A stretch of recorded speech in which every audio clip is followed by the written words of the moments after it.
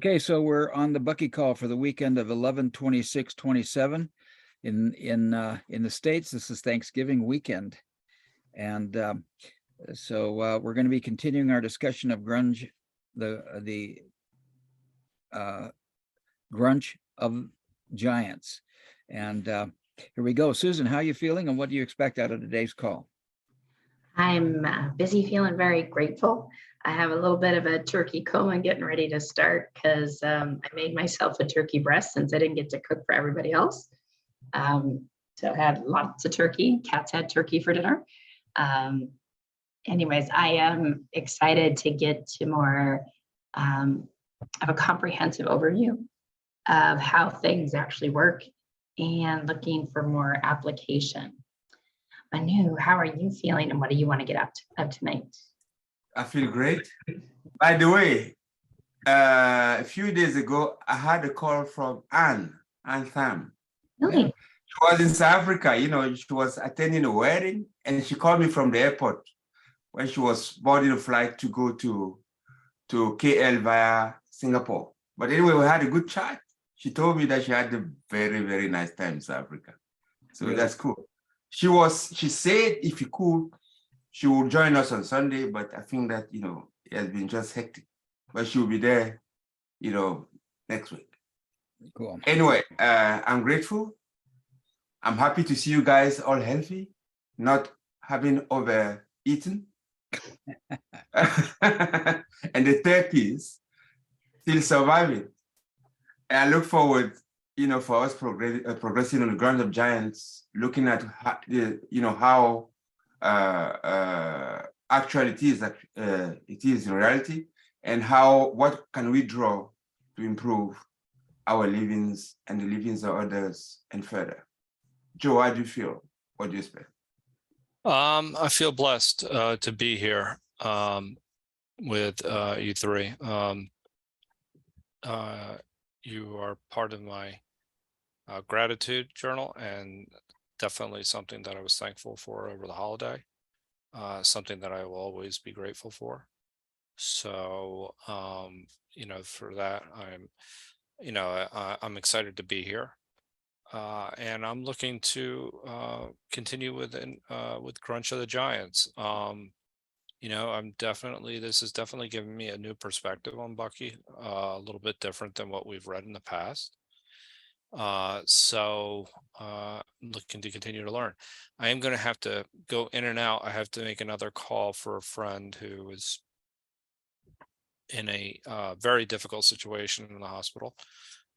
So I'm going to need to, literally in a minute, make a phone call, but then I'll be right back until I know what I need to do this evening. Cool. So hopefully I will be here throughout the call. Hopefully things start working out. Anyway, so forgive me for a minute. Steve, how you doing? And what would you like to take away from today? Well, I'm excited for our group call here. I notice I'm noticing the numbers on the call, and I'm noticing how effective and wondering about the effectiveness of what I'm doing to promote these calls, realizing that it's each person's responsibility to check in on their own. And yet I'd like to support them in doing that. So maybe I'll do better. I used to be really good at sending out all the invitations on Wednesday, and still the faithful showed up, whether they got the invitation or not. So I noticed that too. This is like Bucky's latest look at the universe. We've learned in the last couple of weeks about, I think, how farsighted he was and how much hope he had for humanity. And when we read last week, we were reading about the computer chip and how, when he wrote this book in the 80s, just years before he passed, or a year or two before he passed, he was really amazed with the computer chip and how he didn't expect that to happen, and yet how that computerization and the automation that went on the planet seemed to go along with his perspective on how things were going to progress. So we're going to continue to see how hopeful he is as we continue to read. I always look forward to seeing things brand new. So let's hope to do more of that as we go here. I'm going to start sharing. Steve, Yes. you know, if I just may say something, you know, you shouldn't kind of blame yourself for anything. I got that. You know, I've never seen, it's rare that you see a wise man older with a flock. You know what? So the wiser you become, I think the more isolated you are, because people want quick fix things, right? So we're here, you know, just showing people the real. Yeah. You can't make them drink water. I think that's what Bucky says, because Bucky went through a period like this where it was really lean. There was no following. There were other periods where there were flocks all around listening to him. Yeah. And that is really, if somebody is really interested, it will come on its own. Sure. And Becky talked about the individual examination, the individual person being in final examination. I think that's what he meant. Yeah. I mean, you can go out promote the way you want. You're not making money out of this. And people have been brainwashed to equate money, what you pay with value, most of the time. And that is, whereas real value sometimes is just free. And people don't want. I mean, how many people read free books on the internet? They are free. Yeah. So you shouldn't worry. I mean, people will come, some will go, some will come. Well, good. Some people here in our group tried to draw me to some stuff that they were doing. And I didn't find that I should do that. But they are no more on this call. Yeah. Yeah. But there is their own decision. Is their own decision to be out of a call. The door is not closed. The day they want to come back, they'll come back. If you have the opportunity to think about them, you know, remind them, you know, in voice, or continue to send the messages out because they receive the email. It's the same email they used to receive before. It's a bunch of emails. We all receive them. But they decide not to come, not to pitch up. That's their problem. Yeah. I shouldn't make that my problem. I used to take hips here, you know, especially Kelly used to think that we got to promote it. No, people, if they see value, they will come. And if they see value that is useful to them, they will come. Otherwise, they will not come. They will go to other pastures. Yeah. Well, I see value. So let's continue. Thank you for sharing, Manu. Everybody ready to start looking at the book? Yes. Okay, here we go. I'm going to go ahead and read a paragraph or two, and then we can trade off if we like. Okay. I do not look upon human beings being as good or bad. I don't think of my feet as a right foot and a wrong foot. My feet are exactly the inside-out reverse of each other in physical patterning. Pull the rubber glove off of one hand, inside outing, and find it fits the other hand. What a great way to look at life. Physics has found no straight lines, only waves. All courses are steered by alternate right and left veering.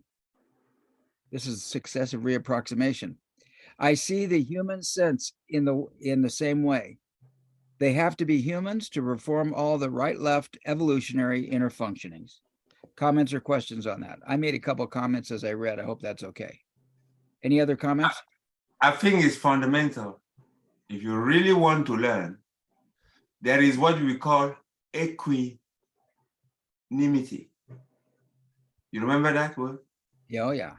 Yeah, you don't have to have judgment. You don't have to polarize it. You have to be letting yourself be a transceiver. So put yourself as an observer and just try to understand what it is that is happening. Right on. So I do not look upon human beings as good or bad. Right. The moment you say this is good, you've closed the bad door. Right. And those are just labels. And as soon as I say it's bad, I close the good door. Yeah. So- Remember that polarity is always coming with structure. Yeah. We've always talked about that. You know, in the meta, there's no polarity. In the what? Meta, Meta. yeah, metaphysics, meta. Metaphysics. Yeah. Meta in the meta universe or the metaverse. There's no polarity. They are just things happening together. Steve will call it also, it is a topology, isn't it? Yeah. Yeah. So continuing, I am a student of the effectiveness of the technological evolution and all its unexpected alterations of the preoccupations of humanity and in its all unexpected alterings of human behaviors and prospects. I do, what? Powerful. Yeah. I do know that technologically, humanity now has the opportunity for the first time in its history to operate our planet in such a manner as to support and accommodate all humanity at a substantially more advanced stage of living than any humans have ever experienced. This is possible not because we have found more physical resources. We have always had enough resources. What has happened that now makes the difference is that we have vastly increased our know-how of specialized innovations, all of which invisible realization integrates to make possible success for all. Wow, he's really being an optimist, isn't he? You know what? We may not choose it, but I think it's there as one of the options. Yeah, I totally agree. I think that all these people that think they're running everything has to fall apart, and then I think everybody can step up and say, okay, I'm going to be accountable for my life, you know. I So- think that is what he's saying there. See if you can go back a little bit, go back up. What's that? You know, just go back up. I'm a student. Okay. Yeah. Okay. So when you have that, the reality is that I see here transpiring a lot of words. Humility, right? Master nature is there just doing things. We are on a journey of trying to imitate and to discover, really in the word discover. When you discover something, you haven't made it. You have discovered it, meaning that you've learned to understand how it works.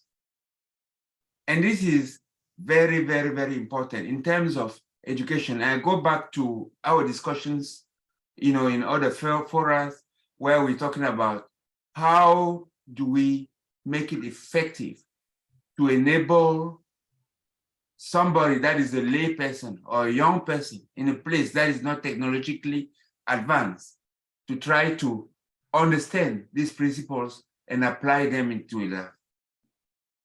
You have to accept that you've got to be a student, a permanent student. And that brings humility, that brings striving, that brings grit, that brings a lot of other characters that you can cultivate around, right? And then equanimity, that in terms of don't judge too much in the beginning. Judge later when you have formed an opinion. And in the very, very wise and timeless advice of Warren Buffett, don't invest into something that you don't understand. You get me?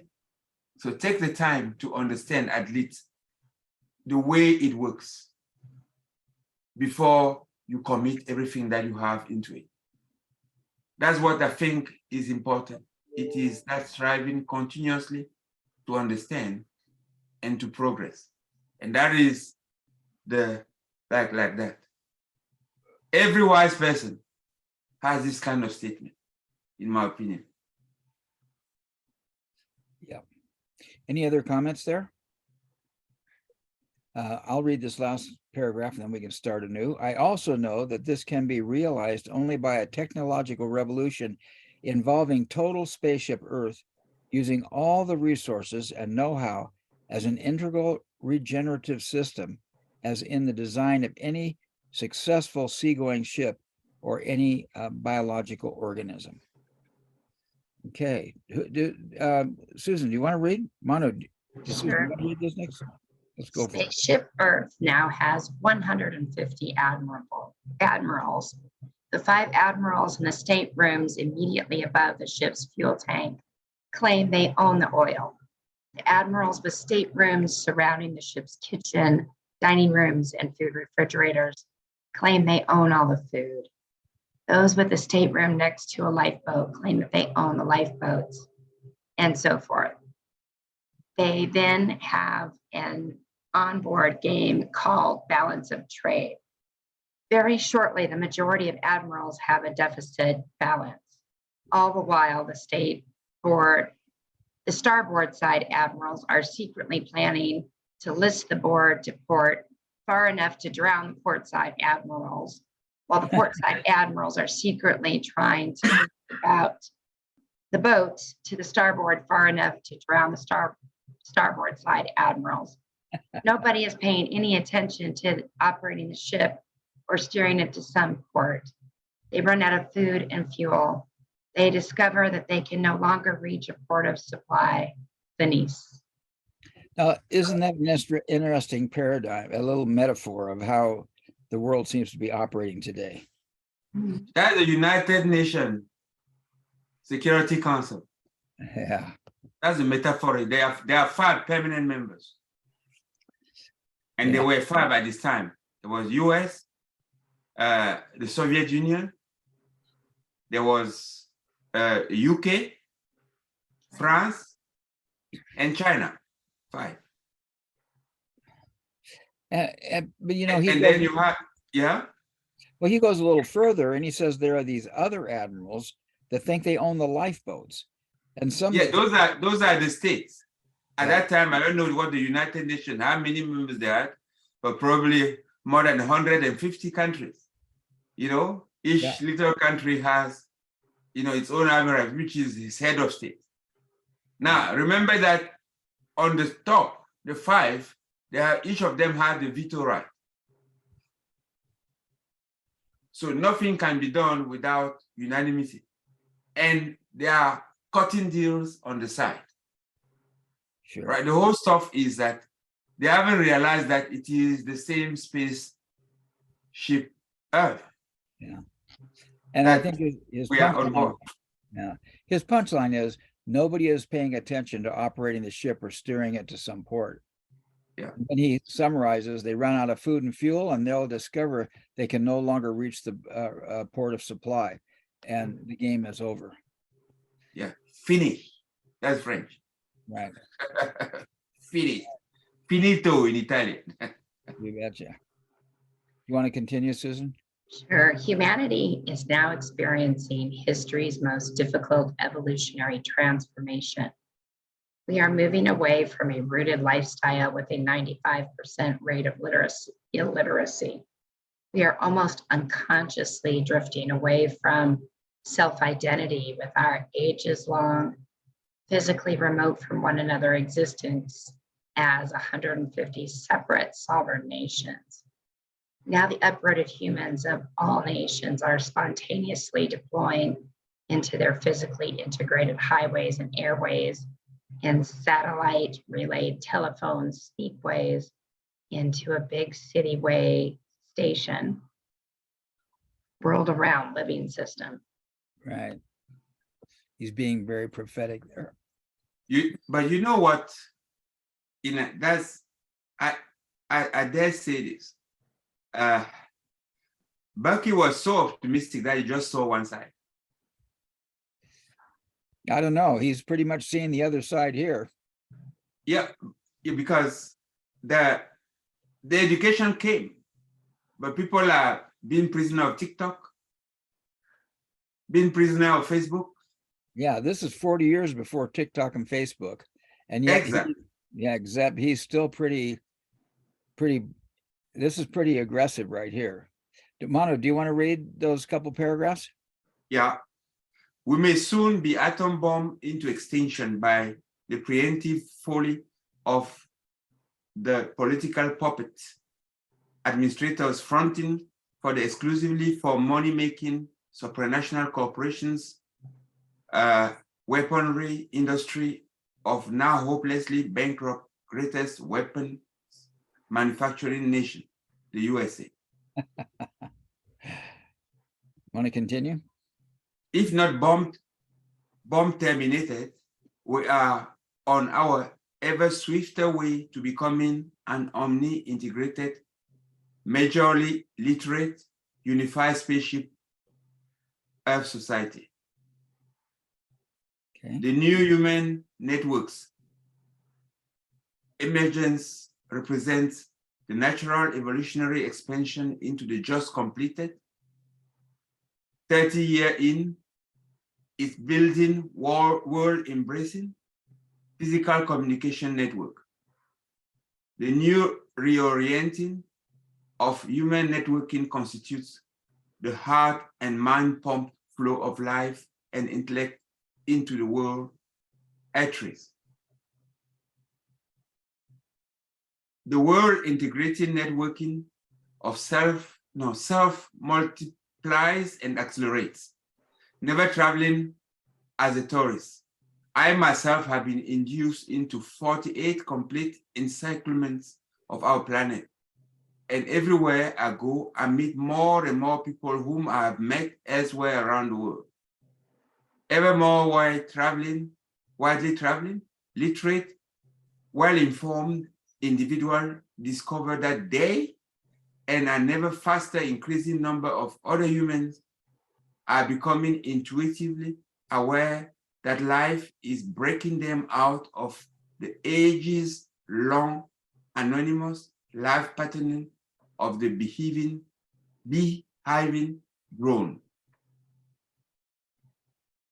They experience newborn hope that humans have indeed a destiny of individual significance, complementary to the integrity of other individuals. Well, that is so. Love that. I mean, is it possible really that humans will indeed have a destiny of individual significance that is complementary to the integrity of other individuals? That is, according to me, Steve, the rise of consciousness, of more consciousness. Correct. But he is so optimistic that I still have a feeling that he minimizes the risk of our being bombed, pulverized into atoms. That the risk is still there very, very much. Yeah. Okay, welcome, Julian. You get your bearings straight. We're going to continue to read here as Bucky is optimistic about each individual finding a destiny that's significant and complementary to the integrity of other individuals. I'll continue to read. The networking accelerates, as does light in Einstein's equation, E equals mc squared. The lowercase c is the symbol for the linear speed of light, 186,000 miles per second.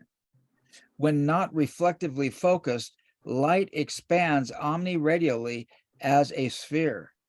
The rate of surface growth of a sphere wave system is always the second power of the linear radial growth speed. This is why it is c squared in Einstein's equation, which means 186,000 miles times 186,000 miles of spherical surface growth per second. Since human thought can calculate in minutes what it takes light to travel in 1 year, it may be that thought itself expands outwardly in all directions at a speed faster than light, maybe in no time at all. To inter-network the people of our 8,000-mile diameter spherical space home. That's an interesting proposition. Well, that's been his thesis from the beginning, Yeah, that human we are thought. deployed. Becky feel really that humans have been deployed, and there will come a time when they will just be filled, because part of the same network. Yeah. It's a network that they spend, and then you have transceivers. And energy flows and always flows. I'm going to put that in the chat. I think that's really profound. Human thought can calculate in minutes what takes light to travel in 1 year. I'm going to ponder that for a while. As the networking accelerates humanity into a spherically embracing spontaneous union, yesterday's locally autonomous, self-preoccupied governments are left in exclusive control of yesterday's most selfishly successful and entrenched minorities. Wow. And this was before Facebook and before Twitter. Wow. The present USA 1982 administration was elected by the votes of only 1/7 of the US population, and it spent $170 million, more than 5 times the money raised by their opponents to buy their victory.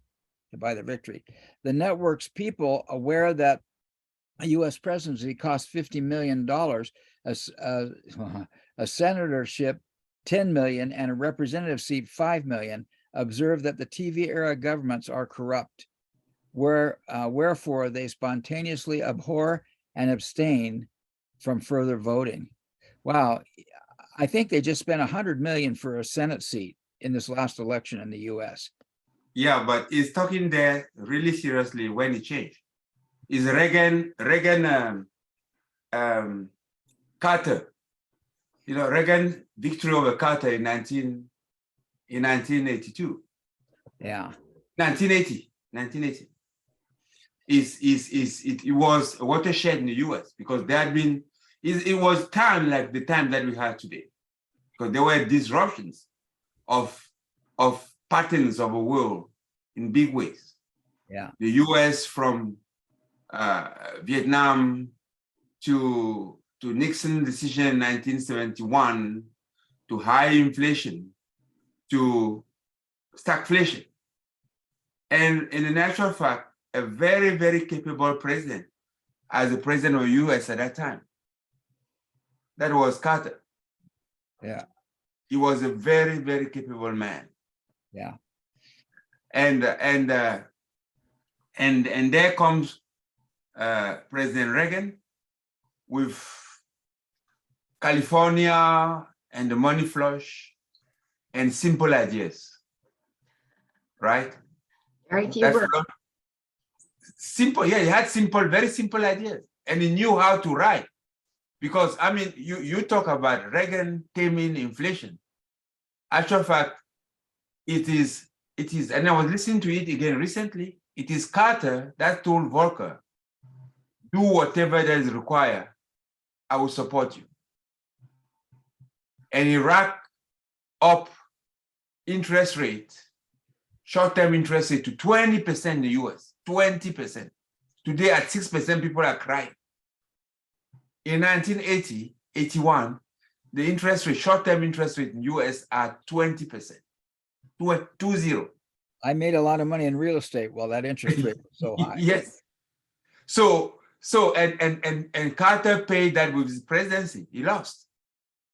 He was humiliated in 1979 in Iran, all of these things, but people never knew.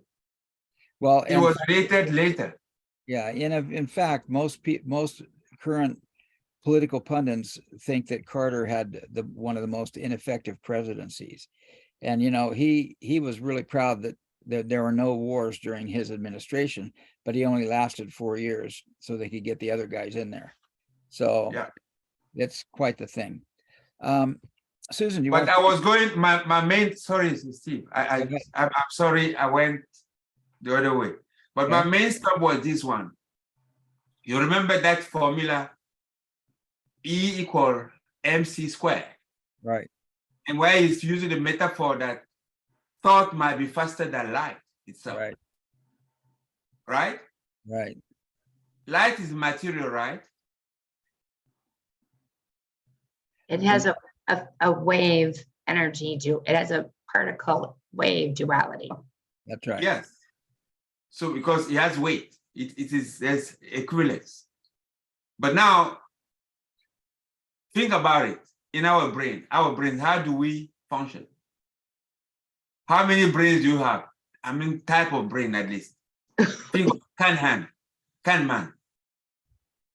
Well, it's very possible to argue that human thought is capable of a quantum entanglement. In other words, that just like particles can be instantly affected on either side of the universe, light years apart, and can instantly manifest. He's correlating this to human thought. I think if he knew about quantum mechanics, he'd be talking about that right now, and he'd be talking about entanglement. And I think it's very possible that human minds could be entangled. Yeah, but I'm talking about these two. You know, the slow and the fast brain. Yeah. Right? The slow and the fast brain. The fast brain, it's faster than light, probably. Or is that in that metaphor? It's really I don't know how many exponential time faster than the slow brain. Yeah. Now, to conceive matter, what do you need? The slow brain. You need to think structure. Am I wrong here? Well, you're out there in the ozone, my friend. Yeah, I'm saying to think. You need the slow brain. You need the prefrontal cortex. You need to step out and see the flow and think in terms of patterns. Yeah. And structure. Whereas there is a fast brain that is, with no time. It just goes make decisions. And then it is basically reflective. Yeah. It's already done. It's fast. So that is also the type of, I was going to thinking about you in terms of how does it translate in terms of, you call it, how do you call it, Steve? I don't know. You're vibrate a sine wave? No. Your famous thing. Yeah. Away and way, but repeating the same thing. Like when you drop a rock. Oh, you have ripples. It's on a What pond. What are the ripples of fractals? Yeah. Fractals. Oh. So the same stuff replicate in humans in terms of the way we operate, that duality, that fast and slow. Yeah. Yeah. You talked about that fast and slow brain last week, I think. And that's kind of a one unique guy's approach to how the brain works in terms of subconscious brain and the autonomic nervous system. Daniel Kahneman. And the actual mitochondria that are actually making the decisions under there. Susan introduced me to mitochondria, and that's all I'm hearing about these days.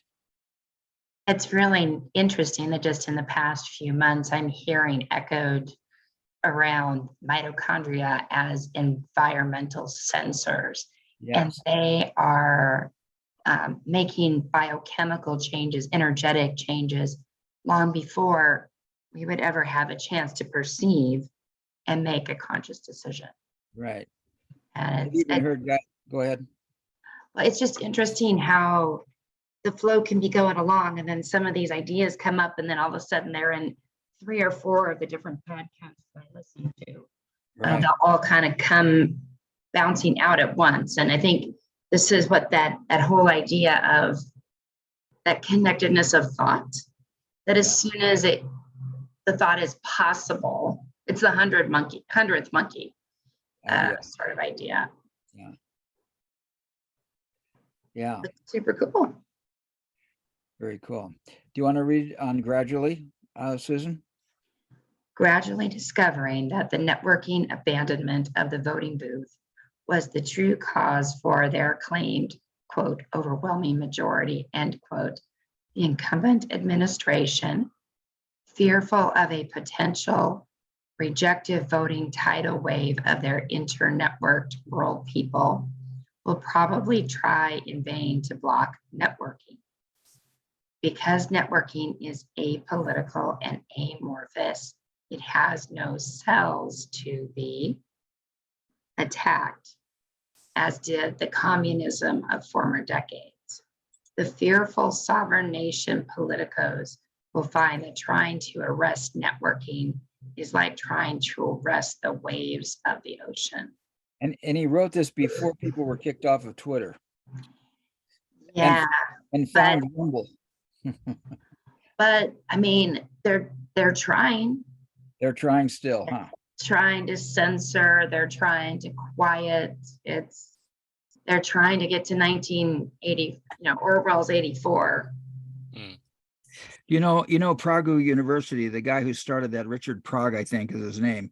He was testifying in the Senate, and he's had several of his videos blocked, and some are political and are quite conservative. But there was one particular one where he'd done a podcast on the 10 Commandments, and it got blocked. And he was in a Senate committee, and he challenged the guy on YouTube or Twitter, whoever it was, and said, "Hey, why did you block this thing?" And they were in this thing over a couple of days. The guy went and researched it and came back and said, "The reason why your podcast on the 10 Commandments was blocked because you mentioned murder." Isn't that hilarious? The guy is talking about the 10 Commandments, thou shalt not kill, and talks about not killing. And because his podcast talks about murder, they block it. Is that hilarious? Wow. My gosh. Crazy. Any other comments or questions? Is it true that trying to arrest networking is like trying to arrest the waves of the ocean? Let's hope so. Let's hope so. Do you want to continue reading, Susan? As elucidated in Critical Path, the net resultant developmental patterning of human affairs is always the progressively integrating product of 1, cosmic evolution, and 2, the integrated evolution of myriads of individual, human, fear and longing motivated initiatives. Both number 1 evolution and number 2 evolution conform strictly to the cosmic laws, such as those governing gravity, radiation, and DNA, RNA, biological species and individual formation and growth design governments. Can I comment here? Please. You, Susan, you brought up this 2 types of evolution, and I think before he talked about biological evolution, and then the second stage of evolution was when words were created and tools were starting to develop. And I think this is him making that same statement using a little bit different paradigm, but he's saying I always thought type 1 evolution was words and type 2 evolution was technology. Is it the reverse? Type 1 evolution is people doing I might get the numbers wrong. People doing all the right things for all the wrong reasons. Humans being in action and out in their lives, and there's a lot of chaos. And then the next evolution is the extraction, where all of a sudden there's this paradigm shift that moves the whole society forward. Steve, can you show the page again, please? Yeah. All the right things for all the wrong reasons. And I can go grab my Critical Path book and get back to it, but I thought that I had saved those comments that you sent, but I'm looking in my directory and I can't find them. Oh, here it is.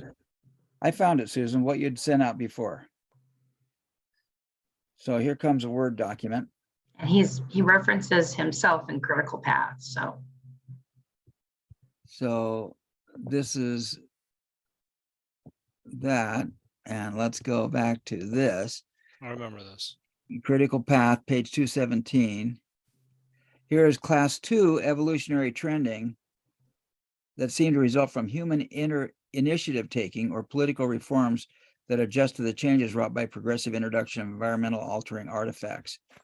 And then class 1, I think he talked about class 1 below. Here it is. I'm going to make that bold, and then here's class 1. Class 1 evolution accounts for humans' presence on Earth. It accounts for their having always been born naked, helpless for months, and experienced, ergo ignorant, hungry, curious, and trial by error, progressive accumulation of experience. Class 1 evolution accounted for humanity's all expected invention of verbal communication and thereby the integration of experience one information of many, whereby the integrated information of the many increased the capability of humanity at large to cope with the exigencies of life. So there's class 1 evolution. I had human mothers and fathers for multi-millions of years serving as the memory bank authority. So class 2 is when words started up and technology started up. I know who wrote that. Yeah, That was me trying to type out of critical path. So yeah. These are all pages referenced to critical path. These are quotes from critical path. Steve, Yes, sir. I'd like you to go back to the page where we were. Yeah, there we go. Okay. Look at that. 1, cosmic evolution. And Yeah. 2, integrated evolution of myriads of individual human fear and longing motivated initiative. What do you think about it? Well, he's talking about politics. about everything. Yeah. Well, I mean, I think let's go back to our geometry. First, is always talking in dualities. Do we agree to that? Okay. Cosmic evolution, we can't nothing about it. It's cosmic evolution. It's metaphysical. Well, it's also physical because it's the universe expanding. Yeah, but I'm talking about the phenomena, the evolution. Can you do anything to alter evolution? See? Is that a trick question? No, I'm just asking. Actually, belief can alter your genetics. Yeah. Did you go? Is Okay. anti-entropy anti-evolutionary? Okay, but look at number 2. The individual, from the perspective of what we were discussing with Susan, tab 1 and tab 2, always start from where he is or she is and apply, develop networks, right? And type 2 is a slow one. I say type 2. Number 2 is the integrated evolution of myriads of individual human fear and longing motivated initiatives. What do The you say? network building, the network becoming more and more global. Both one evolution and number 2 evolution, both number 1 Yes. evolution, number 2 evolution conform strictly to cosmic laws, such as those governing gravity, radiation, and DNA RNAs, biological species, and individual formation and growth design governance. Yes. So you have, I would take the analogy of the metaphysical and the physical always playing together, but you always have the primacy of the metaphysical over the physical. Because the physical is trying to catch up, to align with the metaphysical. Your physical is a kind, your form, your local, your understanding of your environment, and expanding forward and forward. Yeah. But I've seen this, And we discussed that last Wednesday in terms of what do we do? How do you remember the discussion that we have about, kind of segmented into two, some stuff that we're discussing. To first look at one aspect, and then the application of it is much more powerful then. And I think that this has permeated even into the way we teach. You have, in the teaching, you have two ways of doing. Either you understand the principle first, and then you get into application, or you go to the application and you start to expand. And there is discussion about which one is more effective. Me, I understand that if it's possible to understand the principle before you get into application is a lot better for everybody.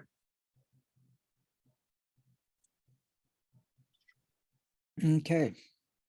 I think he's trying to make some points down here. Should we continue to read? Yep. All right. Joe, do you want to read from number 1 right there? Sure. Number 1, evolution directly follows the cosmic laws. The individuals of number 2, evolution, are generally unaware of the cosmic laws and bumble their myriads of individually different ways into progressively more complex scenarios, all of which are ultimately and all unknowingly both complementary, and governed by the same cosmic laws controlling evolution number 1's 2 interweaving components, i.e. its certainties and its trial and error conducted experimental initiatives. Does anybody continue? Okay. Humanity is an experimental initiative of universe. The experiment is to discover whether the complex of cosmic laws can maintain their integrity of internal regeneration while allowing the mind of the species Homo sapiens on the little planet Earth to discover and use some of the mathematical laws governing the design of the universe,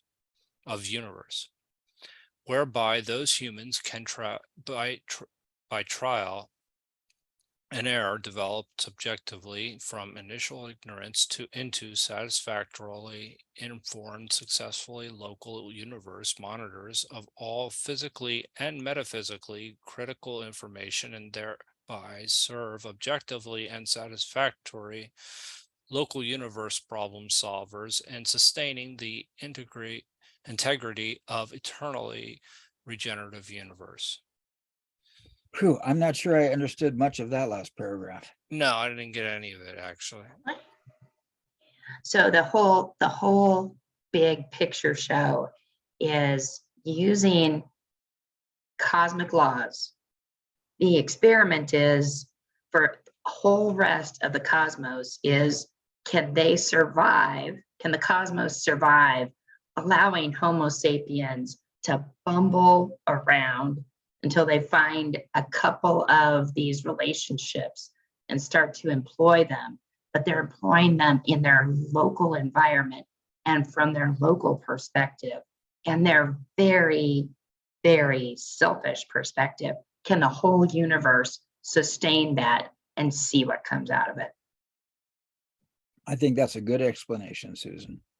And then you think, wow, they could possibly, if the game is going to go to, if the game is going to be won, it's going to be because we understand enough of the patterning to see the integrity of ourselves and each other and the biosphere, and to start making decisions with broader and broader perspective and more integration of these factors, so that we can partake in the cosmically regenerative universe.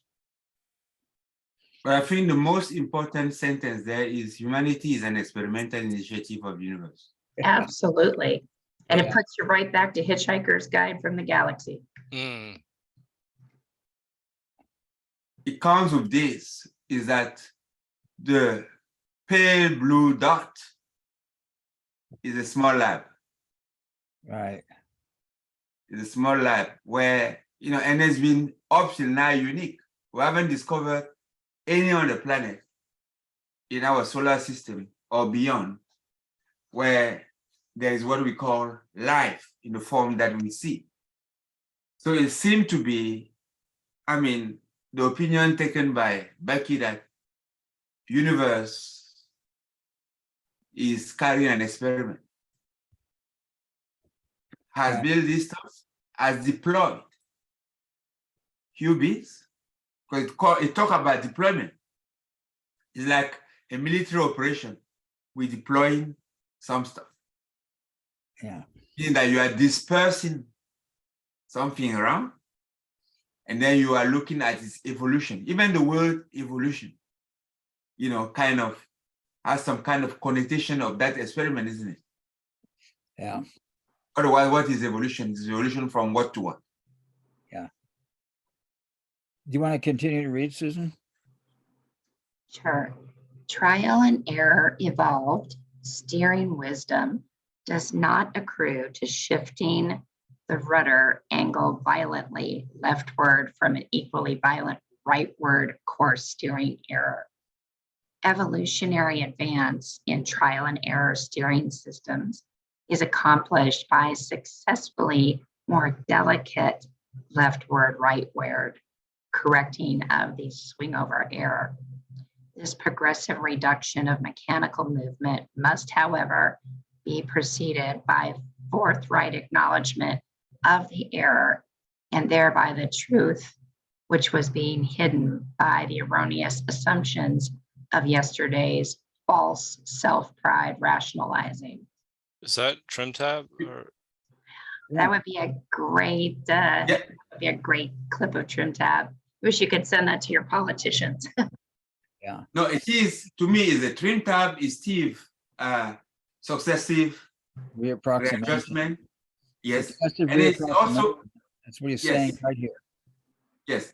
But what is most important here is, and link again to the experimental initiative, and is something that we have overlooked, is at the end of the paragraph that is on top there to say, he say it was, no, what did he say? He say trial and error. We can only do things by trial and error. And this permeates everywhere. You have to take the risk, right? You have to That get is polarizing or biasing towards a certain direction. Yeah. And then using lack account for the feedback and adjust. Yeah. But you do that having acknowledged, he used the word by forthright acknowledgement that we are in error, we are in pursuit of veritas. And we are in pursuit of veritas from within a structure for which we never have a definitive answer. Right. We are forever pursuing that veritas. Yeah. We're looking So for we have to be humble enough to recognize that we cannot have, it's because we have inferences from a local perspective at one point that there will be always true. We got to be flexible and open for change. Yeah. And that's just our nature. Yeah. We don't act acknowledging that. We go into confusion, we go into oblivion. Yeah. Do you want to continue reading, Manu? Yes. The function of local in-universe critical information gathering and local in-universe problem solving manifests in the forward cockpit of all great airplanes. When the door to the pilot's and engineer's compartment is left open, you may see a myriad of instruments covering all the walls and ceilings of a cockpit. The dials of a cockpit instrument report optically and accurately all the stress, strain, heat, pressure, velocity ratios, and other significant conditions of all critical parts of the airplane's airframe, fuselage, wings, rudders, landing gear, power plant, baggage compartment, and passenger. Hang on, there we go. Space. And passenger space, as well as of the interior and exterior temperatures, atmospheric pressure, etc., as well as all the instrumentally reported information regarding altitude and ever-changing geography of clouds, wind forces and directions, as well as all the electromagnetically received information regarding direction of all surrounding airports and the flight path, beam bearings, etc. Wouldn't it be cool if any one politician had that many resources to help them make their decisions? Question. What would airplanes be if we didn't know of aluminum? Yeah. What are the particularities of this metal, aluminum? It's tensile strength, its weight, its compressibility. Yeah.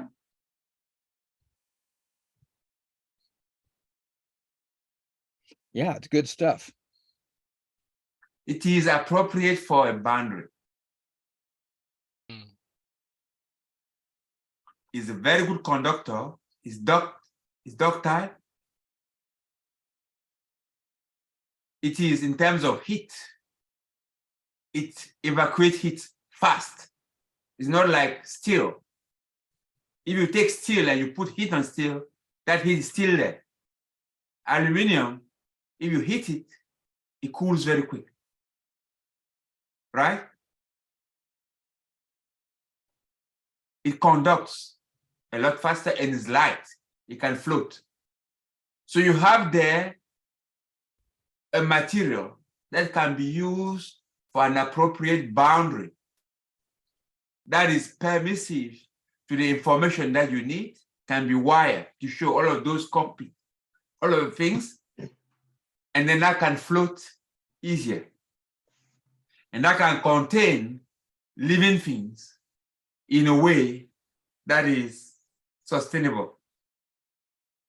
Cool. That's a great topological conversation about the hull of an airplane, the fuselage of an airplane. Good job. Should we continue reading, Manu? Yes. Through comprehensively synchronized control of this instrument reported information, the captain may put the ship on all automatic flight as his assistant pilots and engineers watch those dials and make appropriate automatic control adjustments in response to the changing information. It is by virtue of this information that the pilots and engineers are able to serve as local problem solvers in support of the integrity of their passengers and their own regenerative living integrity.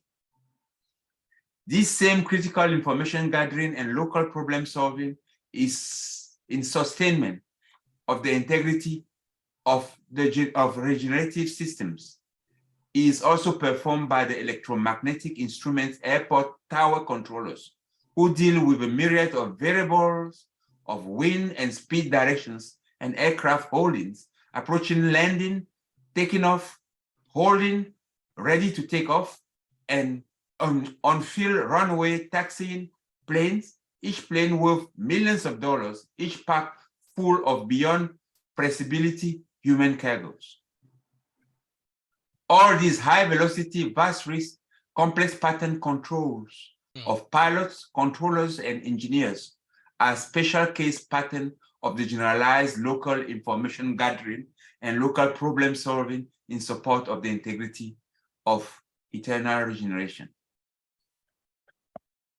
All of the ecology of planet Earth, all the biosphere of planet Earth, as well as the radiated entropy and gravitationally coordinated and cohere century of the solar system and the Milky Way galaxy and the 2 billion other known galaxies are all special case manifest of the local in-universe information gathering and problem solving in support of the synergetic integrity of overlapping episode eternal scenario universe. The function of local universe information gathering and local universe problem solving is a generalized problem and solution complex, the solution of which is mathematically expressed as the updated Einstein equation. E equals 2 mc squared. Whoa. Shall we pause here for a minute and catch up at that point? Because he's about to explain E equals 2 mc squared. Yeah, but don't you see it? See what? Wow. Evident. Einstein was dealing with the physical world. Right? Physical, metaphysical. So E equals mc squared. If everything is energy, and then physical and metaphysical are dancing, the metaphysical also expressed in the physical world is mc squared. So total energy, in accordance with duality, generalized law,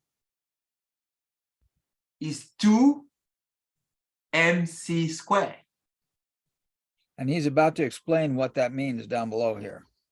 Exactly. So, Joe, do you want to read what his explanation of that formula? Absolutely. Beginning So- here? Yeah. Recognizing that this information gathering and problem solving function of humans on little local planet Earth is a cosmically generalized function. Number 2, our experiencing of the coordinate integrity of nature's pattern of initiating the growth of myriads of ecologically intercomplementary biological species is scientifically sorted out. And number 3, method of trial and error evolvement of the successive biological types prospering most successfully under each unique evolutionarily progressive environmental change demonstrates that preferred environment technology eliminates survival only of the fittest. Go Shall ahead. I keep going? Yeah, Okay. keep going. We come to the full realization that the failures of humans on planet Earth to fulfill satisfactorily and faithfully their generalized information gathering and local problem solving in support of eternal generation of universe simply means death of this particularly planetary installation of mind-endowed individuals. The failure of humans means the function must be performed in local universe by other phenomena capable of reliably serving the information agglomerating.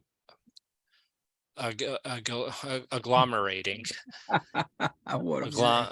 Agglomerating and problem-solving function. The eternal universe show must go on. I'm nominating my cats. Yeah. And they will. But have you got everything here? He said, and he repeated it 1,000,000 times, that the physical is in support of the eternally regenerative universe. He's done that all the time. The local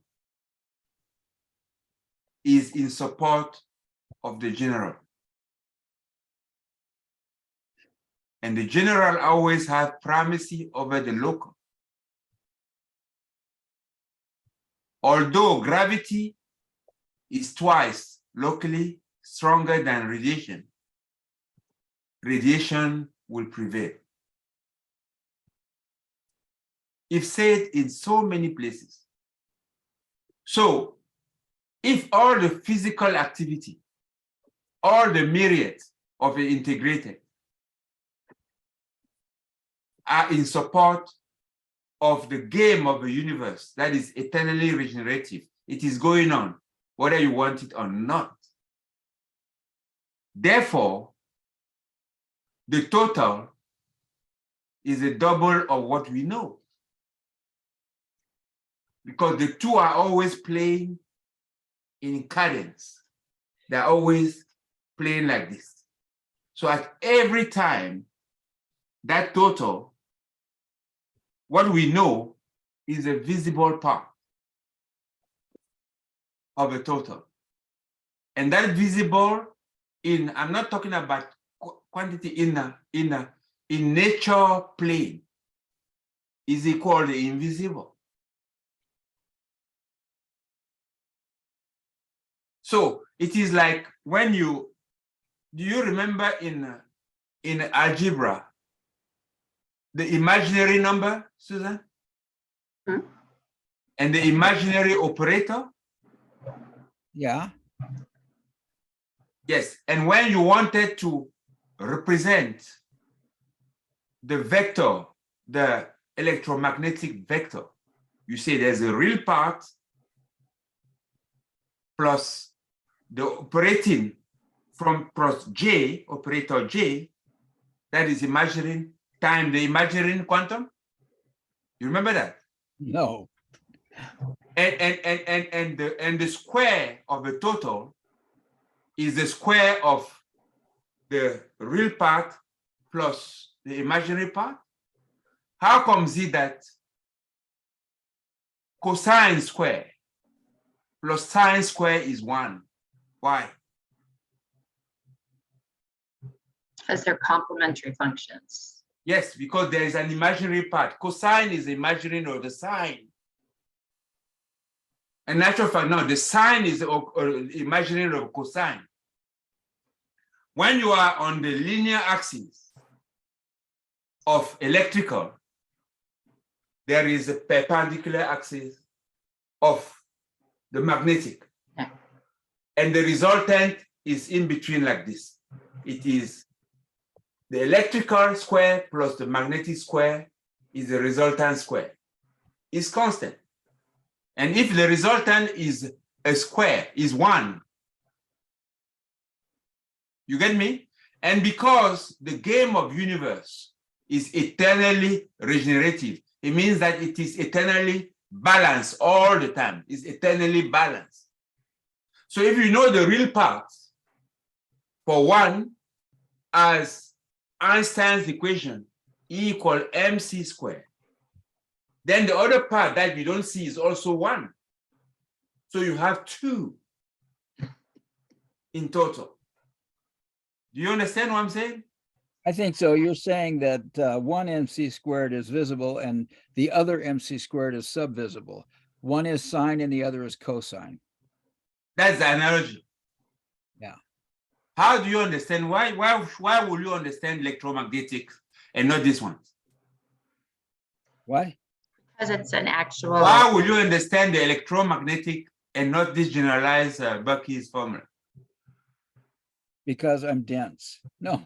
Because I it's in think I front of do me. under- Because I it's in think I front of me. do understand it. What? What, Joe? Because it's in front of me. Yeah. As we spent Yeah. time on that example.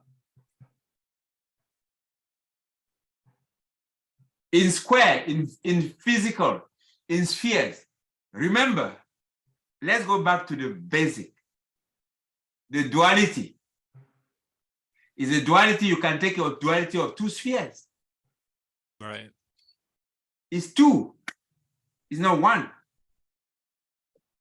If all is geometric, and by its formula, Einstein say it's geometric because mc square is an expression of a geometric, and Bucky said it. If you didn't hinder the flow of energy, it is radial, right? That's what he said. It's not linear, it is radial. That's why it is expressed in terms of surface as a square of a radius. Okay? Yeah. But it was not only one that was going this way, there was another one going that way like that. Because of the general principle of duality. Yeah, so you're talking about the wine dance and the 720 degrees. The 360 degrees is visible and the other 360 is subvisible, but it's No, I'm talking about 1440. It's not 750. 240. Okay. Yeah. We've discussed this is so fundamental.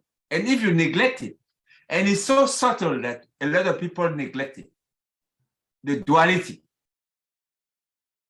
If you don't understand that it is true everywhere, you are going to find yourself unwittingly locked in one phase. Mhm.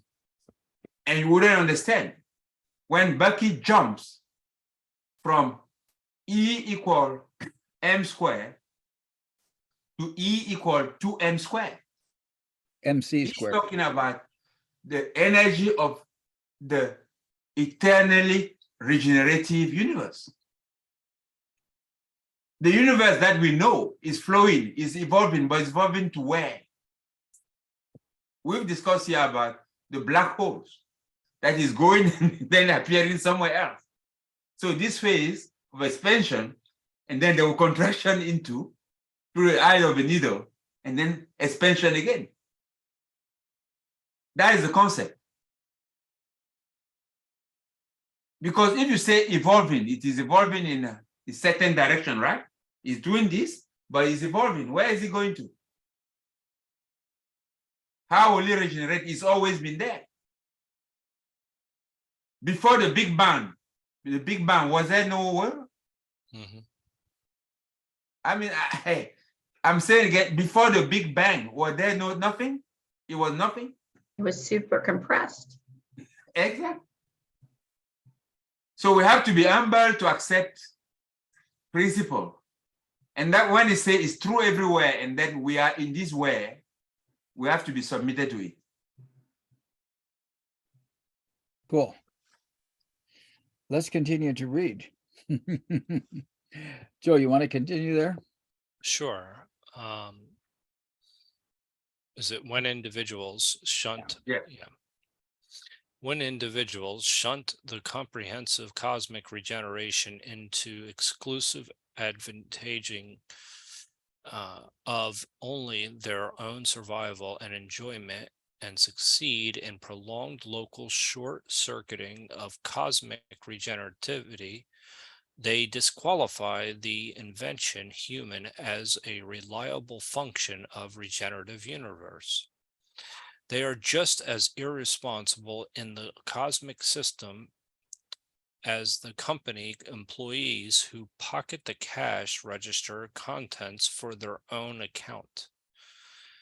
This is cosmically true of a childless multimillionaire maneuvering himself into a position to make a big profit involving hard-headed, absolutely selfish decisions that will knowingly and legally deprive many others of survival necessities. To hell with the next generation.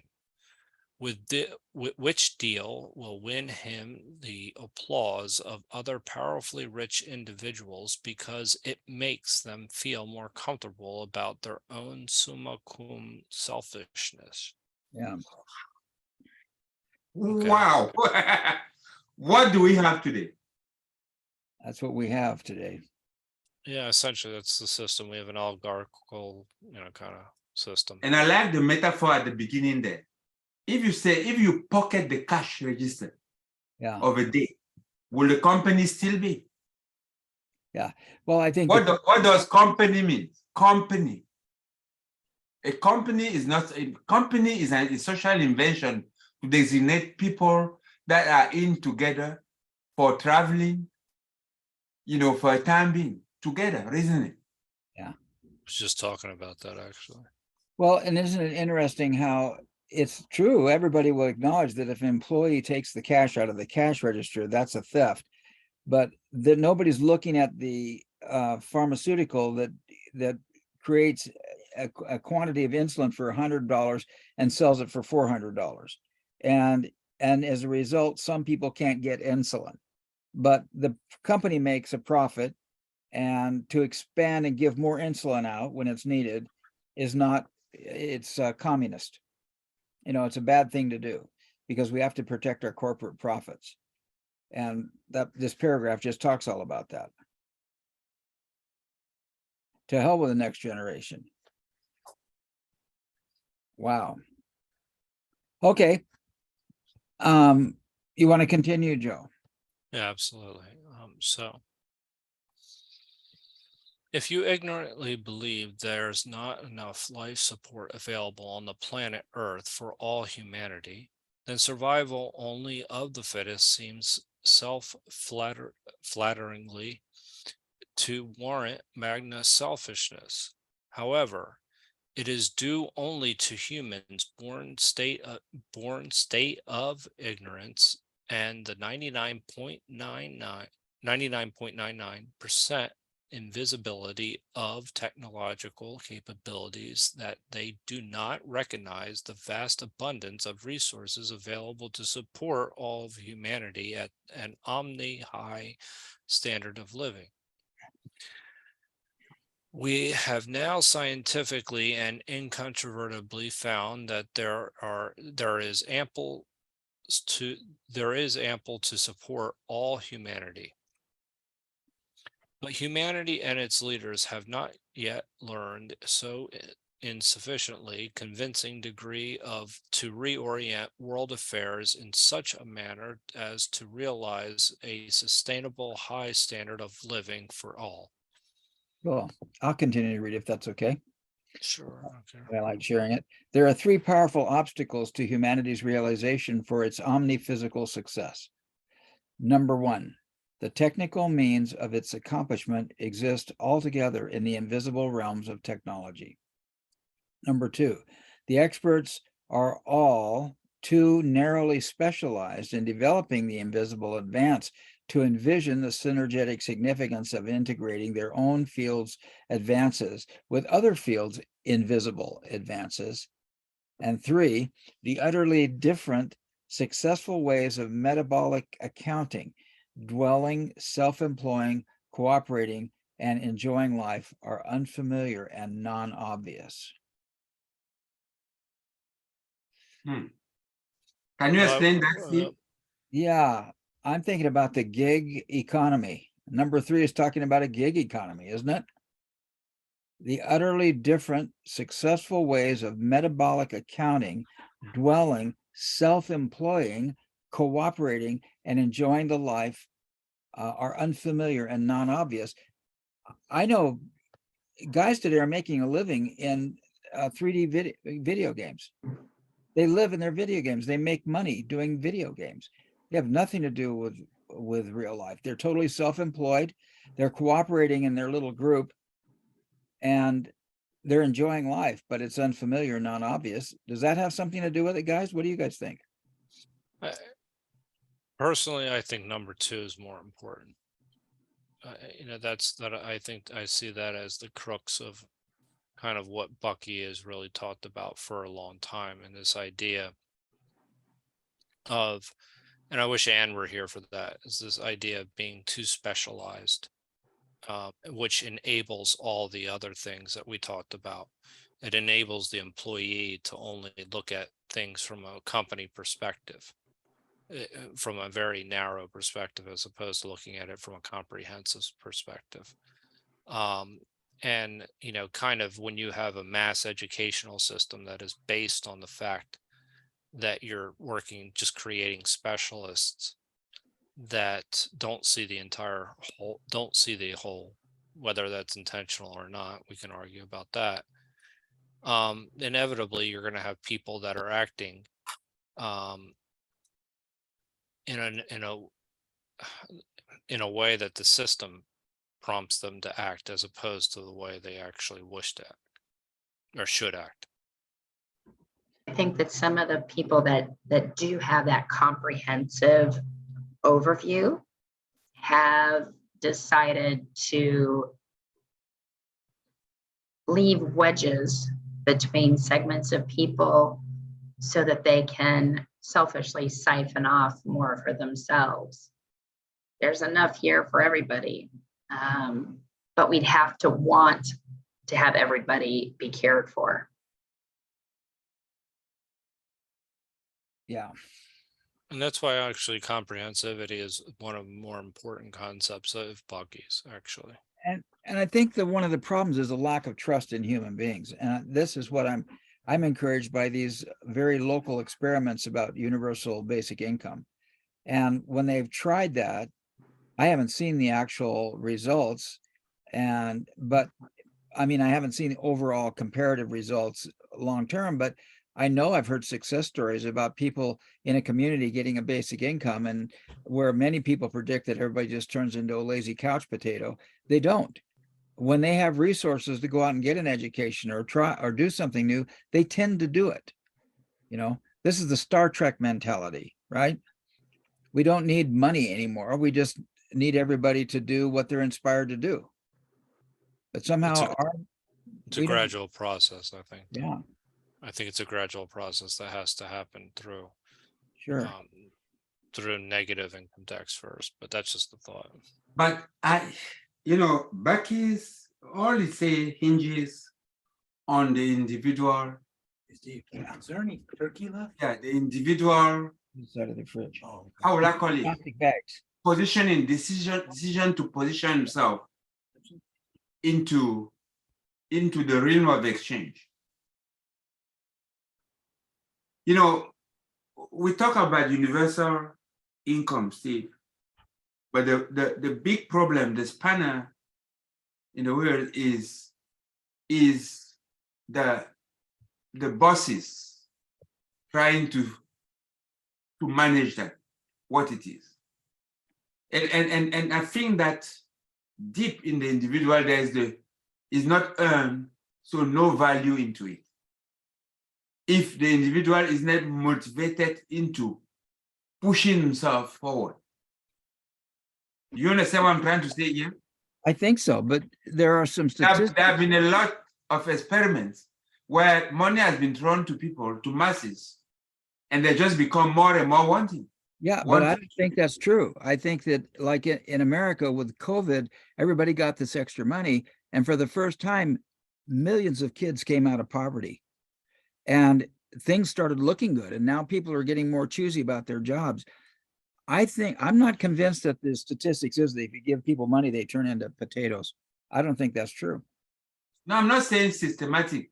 I'm saying there's got to be some work and some decision individual to be able. It's like somebody that is primed to seize the opportunity. How come is it that in a family, and this is an experiment that has been done, even twins, identical twins, living in the same family,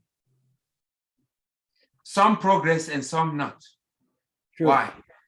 Well, true. It's because there was, in my opinion, there was a catalyst that was not even visible. It might have been friend, it might be the influence of a friend from out. That is just in there, a grain in the whole seemingly uniform way that they're living that make that change.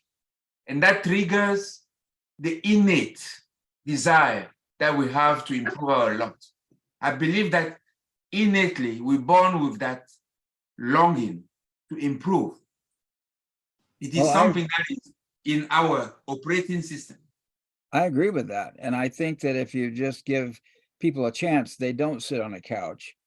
They get out and do stuff. Now Yeah, but what you are forgetting, Steve, is that if they have been forced or used to sitting in a couch, and that there is one of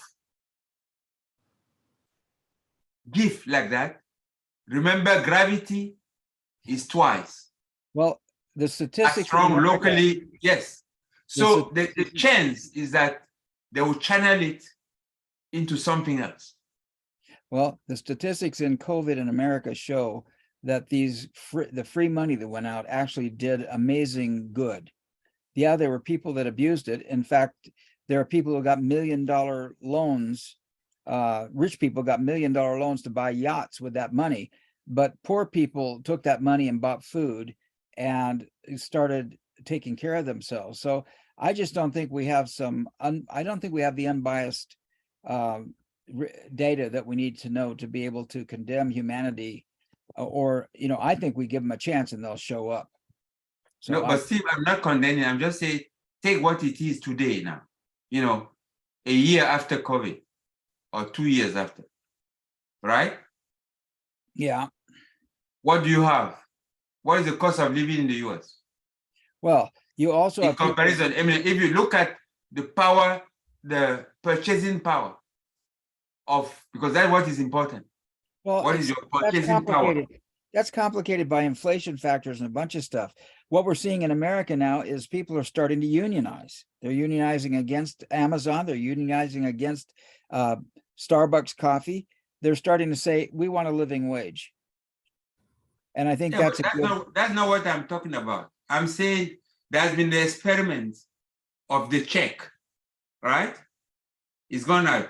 I'm not for, I'm not against. I'm just trying to analyze it dry. Today now, when you take the metric and you take the household, what has happened to their purchasing power? In other words, before Yep. that check.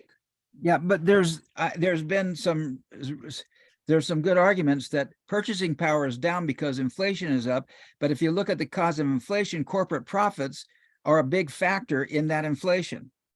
So Yeah, I don't care about that. I'm just saying, in the end, what Bucky is talking is means to improve the living rate of Right. households, of individuals. Yeah. And if, in spite of a check that I have today, I'm going hungry, there's a problem. I'm not saying it was a bad thing. It might have been that it was not a complete thing. It was just, you took one element and you didn't take advantage of a whole synergistic effect of it. That's all I'm saying. And let's read more, because these two paragraphs go right along with what we're talking about here. Welcome, Anne, and welcome, Julian. You got your video Yeah, going. welcome, man. Yeah, hi everybody. So Yeah, I'm gonna stay not visible today because I haven't dried my hair. Sorry. No, we I can see your haven't hair. either. We can see your hair, Anne. It's not a problem to us. Joe didn't Manu didn't dry do- his hair either. nor but did he's still Manu. he's looking for his hair. Yeah, Yeah, so so very good. I'll continue to read this. Yes. because Hello everyone. Because- Yeah, I was able to join. I was listening to you earlier, but I was doing some other stuff here at home after I arrived. But now I'm here to see you also. Well, I'm glad you phased in over time. So I'm glad you showed up, and I'm glad you phased in at a higher degree of presence.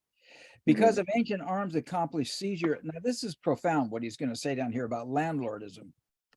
Because of ancient arms accomplished seizure of land by the most physically powerful, and the subsequent arms-induced blessings of the seizures by power-ordained ministers of God. This is the divine right of kings. This is what led the Europeans into America, and then later went from the divine right of kings into what's called, in America, we called it manifest destiny, which was that it gave the settlers on the East Coast to spread across to the West Coast and make the America. It was all God ordained. So ministers of God, royal deeds to land were written as assumably God approved and guaranteed covenants. Here he makes another statement too. Landlordism, first woven into the fabric of everyday life by royal fiat and thousands of years of legal process precedent, has become an accepted cosmic phenomenon as seemingly inevitable as the weather. talking about modern finance. Talking about modern landlordism, people can't afford rent even. We have a huge homeless crisis in America because people can't afford to live in their thing. And yet we just assume that everybody's supposed to pay rent. And if you can't, you're subhuman. Humans have learned to play many of its games. Comments, questions? We're getting to the next page. Why do you think that Go ahead. not being human about having a land, a piece of land? What now? He's saying that essentially that we treat people as subhuman if they're incapable of paying Yeah. the rate, and which is, we're dehumanizing them, essentially reducing them to their monetary, what they can produce in society. Yeah. Mhm, mhm. Okay, so yeah, I was trying to make the difference between having a piece of land and having a roof under above our heads. Like, it's more important to have a roof than a piece of land. You know. Yeah, but if you don't have a piece of land, you can't put the roof anywhere. Unless you have a boat and you want to put it out in the water. Let's No, continue. true, but you don't have to own it. Is the What? thing. Okay. No, go ahead, Julie, make your point. Maybe it's related. Now that I see land ownership, like you don't have to own it, or do you Right. have? You In can put a America, if roof, you but don't you own the don't own it. land, in America, if I don't own the land, I can't stay on the land. Well, Even it's though I not don't true. have You a can place to rent. live. What? But you, You can rent. Well, if I exactly. don't have the money to rent, then where do I go? Well, that's different. Yeah. Oh, but someone can give you a place to stay when you're not paying rent and you're not Well, there's 40,000 owner. people in Los Angeles that don't have a place to pay rent and don't have a place to stay, and they live in tent cities, and they're constantly being kicked out of their tents. Yeah, but if you don't have the cash, you can't, to pay the taxes, you can't keep the land you own either. Exactly right. There are all they other got- reasons. Go ahead, Joe.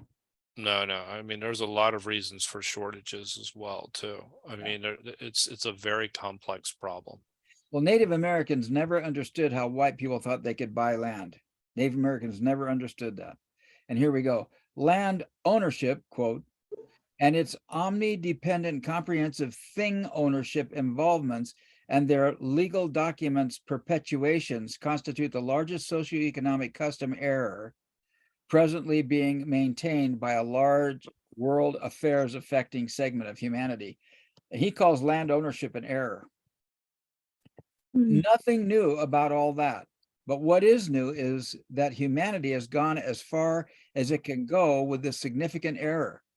And in final examination as to whether it can be free, whether it can free itself from its misconditioned reflex straitjacket in time to pull out of the greatest in all history error occasioned tail spinning into eternity. That's kind of funny. Okay. We do have both the knowledge and the technical means. I've got to do some shifting here. Means to do so if we do it quickly enough.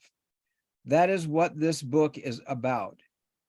Fee, fi, fo, fum. He says, one, fee, fi, fo, fum. Fee, fi, fo, fum, I smell the blood of a Britishman. Be he alive or be he dead, I'll grind his bones or make him to make my bread. There is no dictionary word for any army of invisible giants 1,000 miles tall with their arms interlinked, girding the planet Earth, period. Since there exists just such an invisible, abstract, legal contrivance army of giants, we have invented the word grunch as a group designated a grunch of giants. Grunch stands for gross universe cash heist. Grunch stands for gross universe cash heist, pays annual dividends of over $1 trillion US. Grunch is engaged in What is heist? what heist is Stealing. it's a robbery or a thievery. Yeah, What again? it's a robbery. Heist, like a stick up, like a Snatching away. Okay, taken away. Okay, A Thank you. bank heist is a bank robbery. Okay? got it. Yeah. Thank you. Grunch is engaged in an only by instruments reached and operated entirely invisible chemical, metallurgical, electronic, and cybernetic realms of reality. Grunch's giants average 34 years of age, most having grown out of what Eisenhower called the World War II military-industrial complex. They are not the same as the pre-World War II international copper or tin cartels. The Grunch of Giants consists of corporately interlocked owners of a vast, invisible empire, which includes airwaves and satellites, plus a vast visible empire, which includes all the only 18-year-old and younger skyscraper cluster cities around the world, as well as the factories and research laboratories remotely ringing the old cities and the Oriental industrial development, such as Taiwan, South Korea, Malaysia, Hong Kong, and Singapore.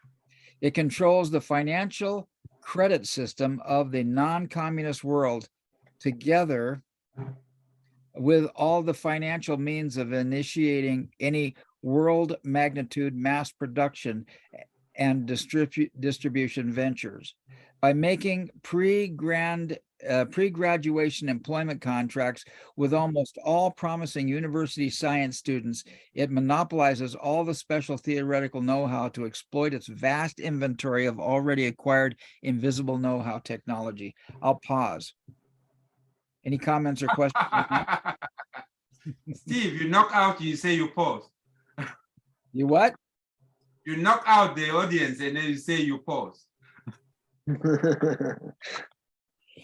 Oops, I went too far. That is punchy, man. I mean, it is really punchy. Yeah. Yeah. Any other comments or questions? Yeah, I have something to say, because remember when we first started, was it this book or the book prior to this? I think it was this book where he talked about the pirates, right?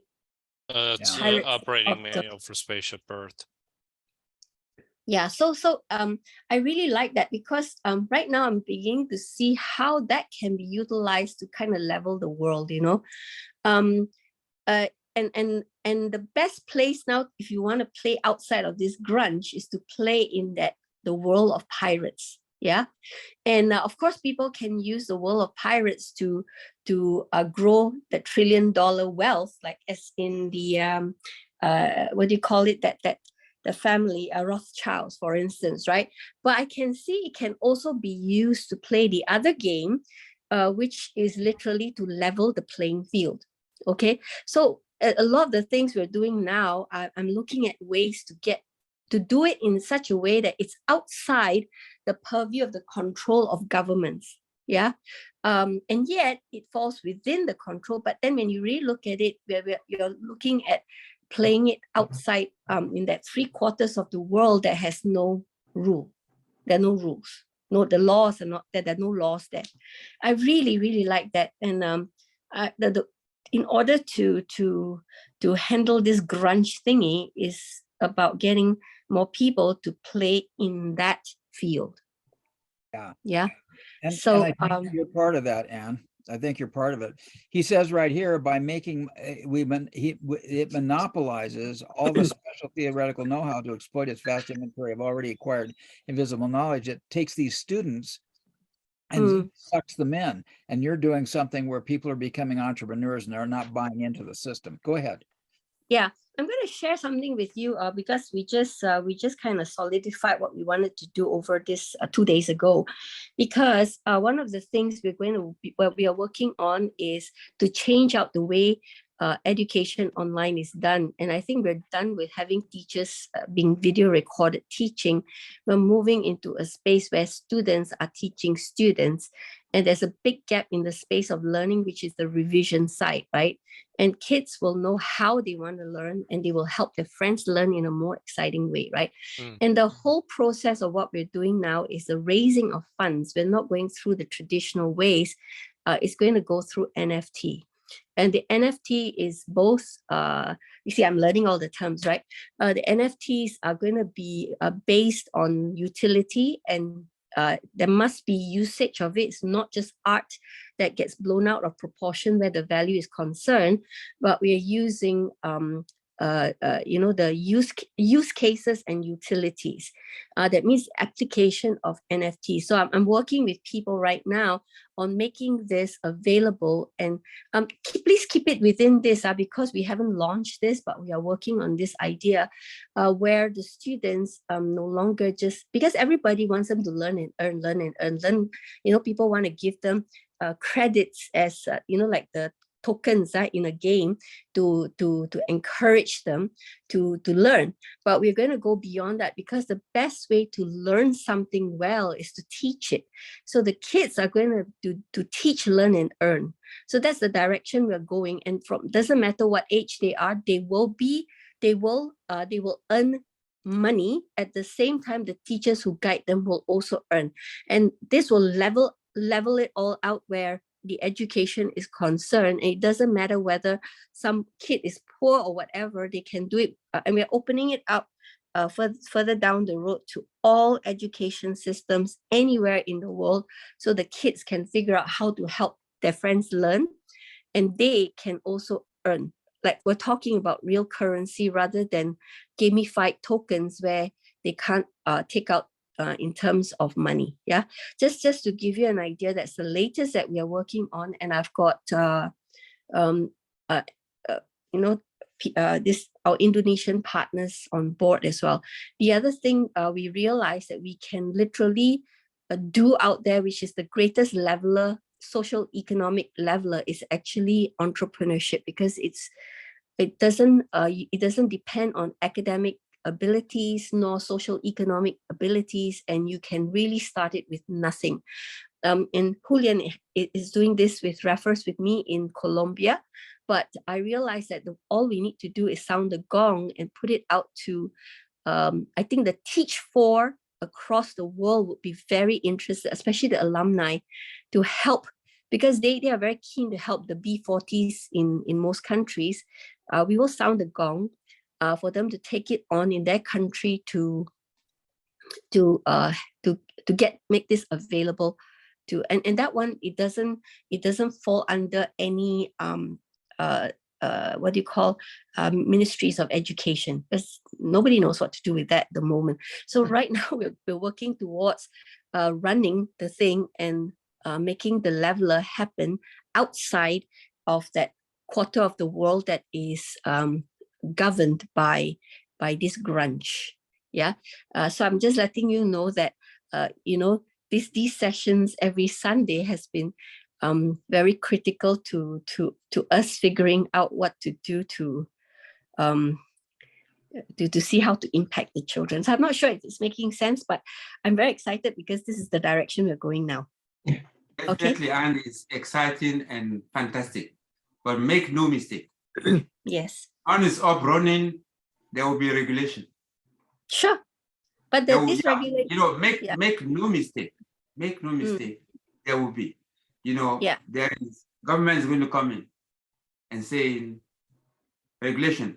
I mean, we've seen here people who choose, it's the type of government trying to interfere with home education, for example. People who choose to educate their kids at home to a certain level before they let them in the normal system. I mean, there's always push to try to regulate it. Yeah, but I think you can do. So this is very laudable. I like the idea of learner. Is that her word? Learner teaching learner. Right? You say the best way to understand is to teach something. Because if you teach, somebody will be. I was with a friend of mine who came with a daughter first time here, and they told us about the daughter was telling us that she told the teacher that the way she was teaching calculus was false, and she had the courage to say it's false, and she bore all the blame. But she couldn't stand just seeing that the teacher was saying something that wasn't true. Yes. And she was prepared to challenge the teacher. In most cultures, you can't do that. But anyway, this is very, very important. Yeah, just to put it out there, actually, one of the things that we've been doing is to keep it within the rules of the country and all that, right? But what I'm saying is that it's like YouTube when it first came out, right? It had its run for the longest time, and when when the regulations came out, it is actually to work with YouTube rather than completely against it, right? But Yes. this and YouTube kind of allowed, like right now, you can do a lot of marketing and all that for free. You can sell things for free and so on. Yes, but it's been running for how long? But the point is, it will give people a chance before the regulations come in. But because it is so global that a lot of people do not know what to do with it, right? And countries find it hard to regulate something that's gone so global. But the point we're trying to make is that there is a space to be able to make impact in a big way and level up, the world around, and yeah, let the regulations come. That's okay, because we are not doing something that is bad, that is so counter to the regulations. Okay, and if people do make money, yeah, go ahead, pay taxes. Pay taxes. As long as you pay taxes, usually countries are very happy with it. So things like that, we are not worried about that, and we are not replacing education. This is one thing that I realize. The ministries and governments around the world are afraid you will replace the education system, and that's what we're trying to do. We're just trying to help kids learn. That's it, And the revision part of it across the world is what, like in Asia, we call it the shadow education. In Hong Kong, and China, and Korea, Taiwan, Singapore, Malaysia, and Indonesia, is really, really big money. They call it shadow education, the tuition and all that.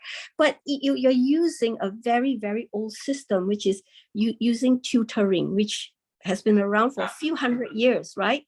So why, and it's not effective. If tutoring actually works, then by right, after a couple of months or a year, the kids should be free from tutoring, because the tutoring is supposed to level them up so that they can match with the other kids. But then it's become a crutch. So that is the space, and nobody stops the shadow education, which is the tuition centers.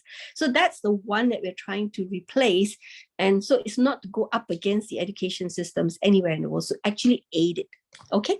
So we were very deliberate about how, and we're going to need people across the world to help out with this, So I'm just putting it out there that we're going to start the thing rolling, and then when it needs to go out, I will come back to all of you and see if you can match us with people who want to take it on, and etc. Okay, so Excellent. But I really love what Bucky is talking about. Oh my God, it's crazy. I'm so glad you came in with your enthusiasm, man. Thank you. Steve, Yeah. so I would like to propose that we finish this session with a punching line, the last paragraph. Please, Well, can I think somebody read it's 10 o'clock, my friend. It's time to quit, and I think we have But, to. but you want to punch, okay? I'm gonna use it on my parting word. Okay, Right. good. So Manu, how do you feel, and what's your takeaway tonight? I feel excited. I really feel grateful. Anne is always energizing somebody somewhere. I share that you call me in South Africa, Anne. Yes. Yes. But anyway, it is beautiful. It's nice, so nice to be in this company. And one is humble, and also at the same time, really, really happy to be privileged to learn from such people with such diverse experiences and depth of knowledges. Can you say knowledges? That go many, many directions. But I would like to read one word, one paragraph of Bucky. He said, Grunch didn't invent universe. It didn't invent anything. It monopolizes nowhere and know-how, but is devoid of know-why.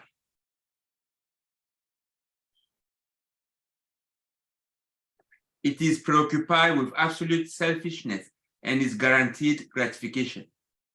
It is as blind as its Swiss banks are mute. Much, much more about Grunch later. These are Bucky's words. Yeah, So we're dealing here with so-called anti-entropic construct Hmm. that are captured or non-captured. And the final examination is the individualized thing. What do we do? And our answer is we do education. We have to draw out of people, of individual, their best, both physical and metaphysical,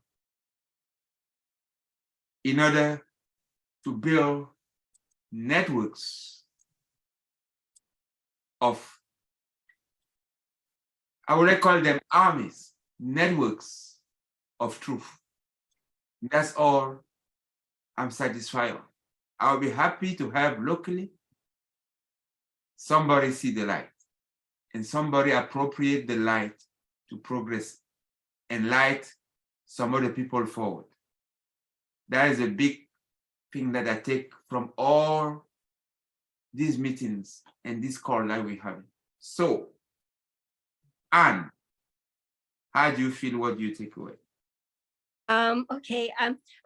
Okay. Every time I come to this to the meetings, right, my mind gets blown, right, because of a lot of the things that that we discuss and what comes out through, from Bucky and beyond the grave. It's just phenomenal how he can impact us, even though he's no longer here. He spoke with so much truth, right? And so my takeaway was what I shared just now, so I'll keep it short. But I really love all of you here, and it's been amazing. It's been more than a year I've been part of this group, and yeah, that's my takeaway. All right, and good to see Julian, because we've been meeting up. Yeah, and Joe, how do you feel, and what is your takeaway today? I feel very lucky to be here, and I'm glad that you came in when you did, Anne, because we actually were just starting on the idea of comprehensivism and comprehensive learning. I actually ended up sending you an email, and I've sent people an email before about this, Russell Ackoff, and he actually talks about the educational system, how it's backwards, and how teachers and professors are actually just professional learners. And that's kind of exactly the same type of process that you're talking about, kind of trying to create. And so there was one aspect of it where he said, I have to remember it, but essentially universities are structured the way they are because they feel like there would be too much creativity if there would be any other way, if it would be structured any other way. And so, and there's a lot of, and he said that was actually acknowledged by a lot of different professors, and that he was at the University of Pennsylvania. So I also understand the problem when we just think locally. I think most of us are conditioned to think locally as well. And I think that that's coming out in the Grunch of the Giants as the reason why we're able to, unfortunately, have systems that are able to be exploited is because we think more about our problems on a local scale and not necessarily more on a macro scale where you're taking into account everything and coming up with something in a regenerative system that works for the whole. How we get there, I don't know. It's still up in the air to me. That part I'm still learning. It was really interesting again to follow up with type 1 and type 2 evolution. So I actually needed that reminder. So I'm very grateful for Susan's paper. And speaking of Susan, how are you?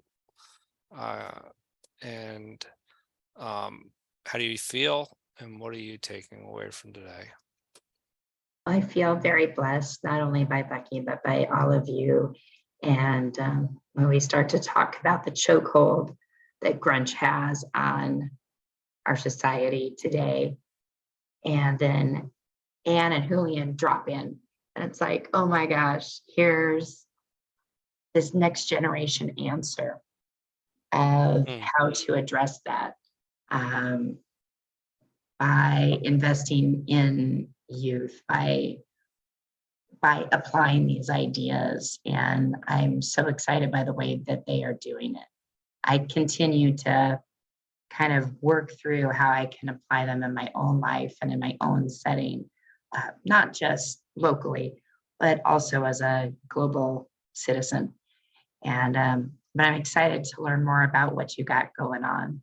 So Julian, how are you feeling and what are you taking away? I'm feeling really surprised by one side, because I keep hearing in this group all of these very kindly things and all of this gratefulness, if that is a word, but showing that in this point is like it is still more of this, you know. So thank you for sharing all of your thoughts. And I take away little pieces of things that I was able to cover. At the beginning, I wasn't able to connect. I was traveling out of home. I was doing something that I wanted to share. That is skydiving. I don't know if you have never done that. Yes, Susan says yes. It seems like she has. So yeah, I wake up really early and lots of things happen during that, but at the end it was everything very, very good. But happy to be able to learn that, for example, there's a debate around education from application or education from like the theory, something Manu said. Also about specific, I didn't know Bucky was saying that being specialized in something can be like too many people being specialized into their thing can be something like too disastrous. I was thinking, I wasn't thinking that way. And my career, I chose it because I was really interested in some into the generalism, like into learning about more than one theme, one topic, and that is product management. Management, if you're not aware about it, in product management, you can apply what you learn from business, what you learn from technology, and what you learn from UX design. And that's just one way to describe it because that role is every day evolving. So yeah, I learned also that. And then when Anne drops, oh, that was really good because then starting to see that all of these sessions about Bucky can be applied in so many different ways.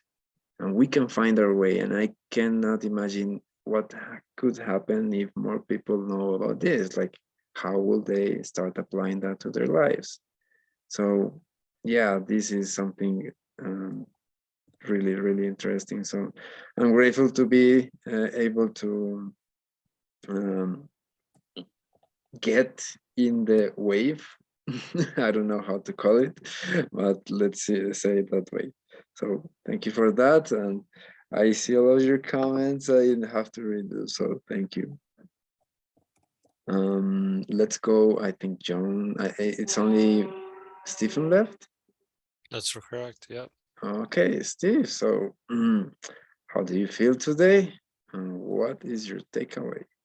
Well, I'm excited that we're getting to this book. I'm thinking that Bucky is quite a rebel. It almost takes my breath away what he's about to say. And you know, honestly, I just saw a Jordan Peterson podcast where he put together 4 or 5 interviews with Eric Weinstein and several other people that have all been canceled. They were all professors in universities and they got fired because they were worried about freedom of speech and how they're all being kicked out of the institutions, and now they're creating a groundswell movement of people who are listening to this. And so the turmoil that we're looking at is amazing, and I can't wait to read just how radical Bucky really is. So so we're going to pick up right where we left off with the definition of grunch, and we're going to continue with Manu's statement there and get that, and then we're going to build on it from there. So Manu gave us a good intro of what's going to happen next week. I'm grateful for everyone here and for your sharing and for the trouble we're going to cause on this planet. So, good. I'm complete. I was today thinking how to take action, Steve. Like, there's so many things that I have been thinking and reading and listening and all of that, but what if all of those things deserve for me to jump and take a leap into that, like what deserves to take action? And what you're saying is that maybe this is something worth of taking action, like you're considering it. So yeah, really interesting. Yeah, guys, we still have 2 sessions before break, so let's make the most of them. Really exciting. That's right. We have the weekend of 3rd and the weekend of the 10th. That's right. And Anne, Because I see here Anne. Is Anne still here? Yeah, I'm here. I won't be Yeah, able because I to see make it you up say here. still next year. Next year, I mean that you're not in December Yep. for the 2 Because sessions. yeah, because we have things going on, like we have open day next weekend. So I'm speaking there for the school. And then I think on the for me, I think it's the 11th, and I think there's something else going on every weekend. There's something on, so I Okay. think I will join back again next year. But I did find the generalist and the specialist thing that we're talking about, and I'll maybe when we meet up again, then I'll share that. Yeah, okay, because Very good. we're talking. And I need to remember the term as well. We're looking at being polymaths as well. Yeah. So anyway, never mind. I'm just putting it out there so I can recall it. Okay. All right. Do Good. take care, everybody. Merry Christmas and a Happy New Year in advance. Yeah. thanks a lot. Okay. Bye. Bye. Bye. Bye-bye. Take care, everyone. Okay, bye, guys. Bye-bye. Bye bye.